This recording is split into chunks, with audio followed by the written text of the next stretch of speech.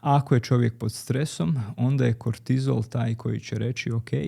gasimo generatore, nećemo pretvarati sirovinu, nećemo pretvarati glukozu i masti u mitohondrijima u energiju, čuvamo svu glukozu, masti i proteine u krvi jer smo spremni na borbu ili bijeg, ne pretvaramo ništa u energiju. Ako taj kortizol konstantno dolazi tamo i kaže ok, stop, odjednom će cijela elektrana prestati dobro funkcionirati i u jednom trenutku će onda doći nekakav kontraregulatorni hormon, to je u ovom slučaju inzulin, koji je kao onako nekakav anksiozni čovjek koji ima koji nekakav jasan task kojeg treba ispuniti u smislu ok, sad je bilo dosta, kortizol ti si rekao svoje, ja sam ovdje došao, ja sada kažem da ćemo sve generatore upogoniti, pretvaramo svu sirovinu, sve